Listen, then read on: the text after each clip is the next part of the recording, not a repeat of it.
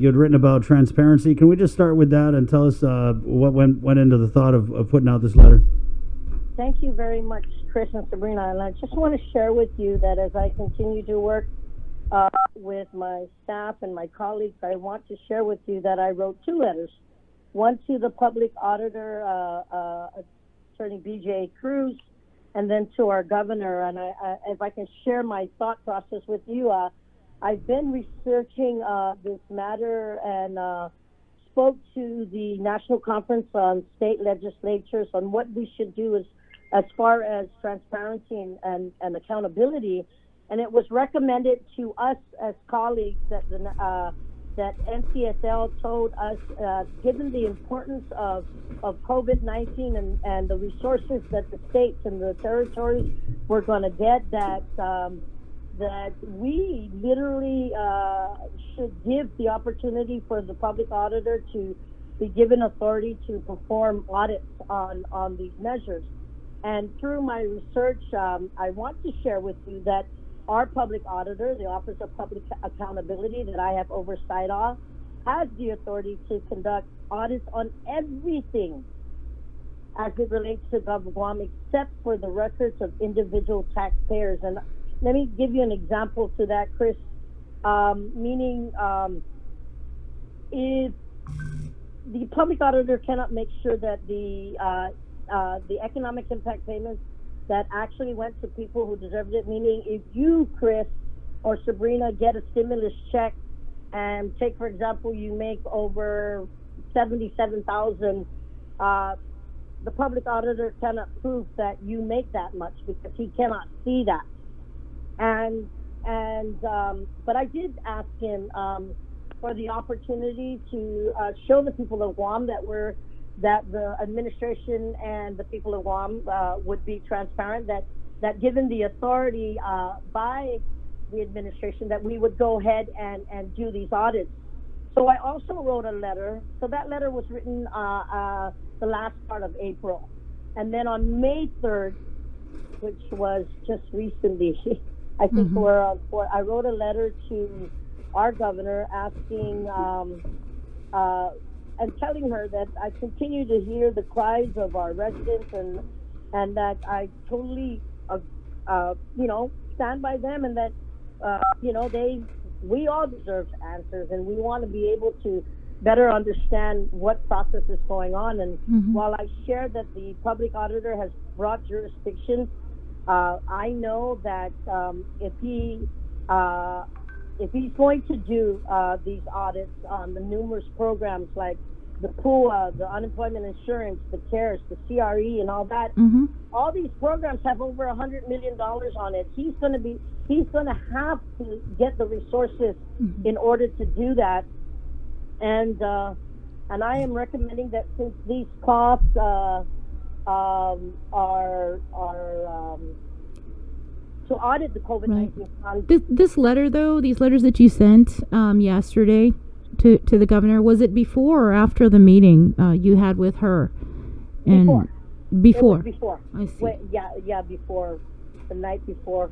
Today's the 4th, am I right? Right, yes. Yeah. May the 4th be with you. It was early morning. And I was asking the governor, out of the money that has been received to date, give a small portion of that money to restore our public's trust in our government, and to make sure that all the monies that were received get audited, and that to make sure that we're using the money in the correct manner. Because, mind you, if we make any discrepancies and mistakes, we may, fall into the possibility of having to return federal grants. You and I know that if in any way that we expend funds that are not authorized, then it would have to be returned. And I pray that is not the key. And I know that shouldn't be the key. But I just want to share with you that I've even gone further, and I understand, Sabrina and Chris, that even if Guam has been the first to apply for everything, if not almost everything, all of it, we still are waiting. And I understand the frustration from the administration. I understand the frustration from the community, or even us as policymakers. We've been asking, but we already have received funds as it relates to the coronavirus relief Yes. and funds. And I want to make sure that there's a plan. I know that the oversight chair on OFB, Senator San Augustine, has also asked, where's the plan? Where's the budget plan that we can share and that we can look at, so that we can tell our people that this is what's happening today. Mm-hmm. And I'm really hopeful that after the meeting yesterday, that we're going to continue being apprised by the administration. We're going to continue to get updated reports. We're going to continue to get the plan, and we're going to continue to see what the financial impact is as it relates to the governor having that transfer authority to move funds from point A to point B. Right. Speaker, and I'm going to share with you, we cannot do that alone without the information being provided to us. So, yes, in all fairness, from the legislature to the administration's part, in order for us to proceed moving forward with an understanding that there is accountability and transparency, we're going to have to work together. Right, Speaker, and it kind of sounds like from what we've been able to piece together with Senator Sabina Perez, and from what you're saying, is that was there anything in this meeting where there was a conversation that, hey, you guys don't need to override that transparency thing because, we're going to start being honest right now today?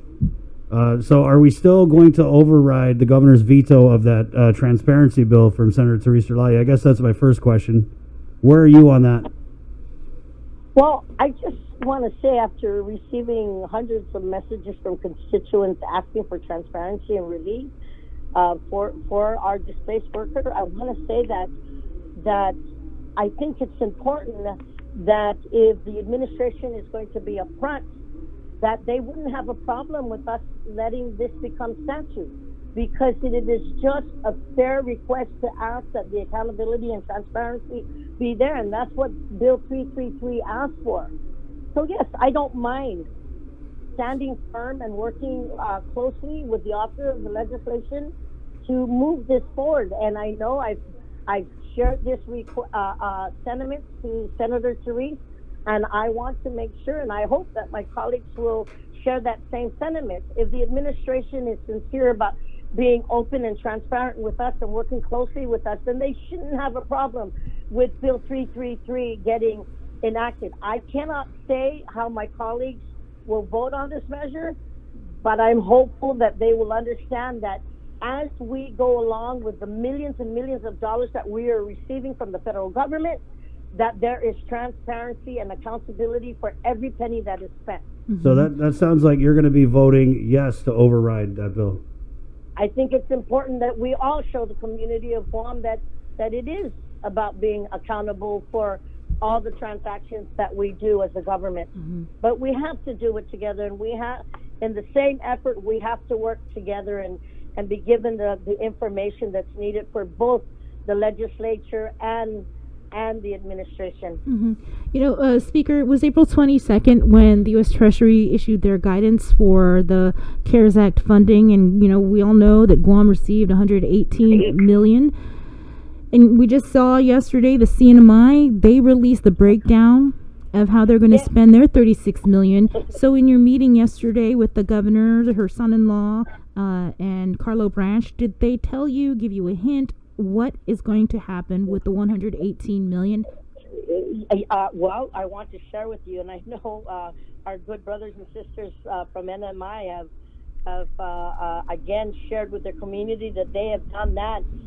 We were given information that plan should be rolled out, if not today, we hope, which we thought would be very promising. And I know that she committed to making sure that she works closely with Lester. I know that the oversight chair of OFB has been pleading and asking and working with the governor's financial team, and I'm very hopeful that information will come to us today, and that's all we've been asking for. I want to share with you, Sabrina and Chris, that yes, on April 30th last week, I did write to the White House, and it wasn't just signed by me. I want to share with you that Senator San Augustine, the Vice Speaker, Senator Peredo, Senator Centeno, Senator Jim Moylan, bipartisan support. We sent this letter to Douglas Hosher, which is the Deputy Assistant to the President, and to William Crozier, which is the Special Assistant to the President and the Deputy Director of the White House, that we here on Guam, on this side of the Pacific, continue to be the most patriotic community, and yet while everything is being rolled out in the United States, nothing has come our, the majority of the programs have not come our way. Right.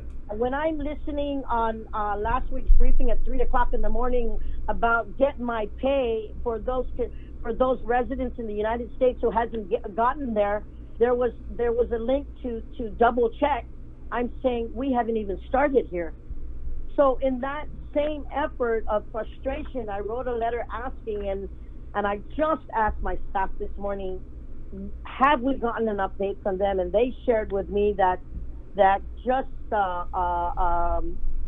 yesterday night, Friday and Saturday, that they were going to give us an answer, and they were just working with the different departments to get an answer back to us. So again, I can only work as far as the information that comes to me, Sabrina and Chris, but in the same efforts, I know. This morning, I got a plea from a constituent who is a single mother of 3, works at the hotel, doesn't have, has nothing to fend for her kids, what she needs help. And you could hear, the way I was reading it, you could see that she was probably in tears. And I wrote to her and I said, in the efforts of the governor saying that she's going to work a plan based on the information that she gave us, and making sure that we also are waiting for Uncle Sam to tell us when these programs are going to come our way. That I'm hopeful that this week will be a better week than the last several weeks. Yeah, Right. I think we're all hoping that. Yep. I hope that every day that the next day is better than the last. Speaker, I want to thank you. I kind of want to go back just really quick because we got some other calls on.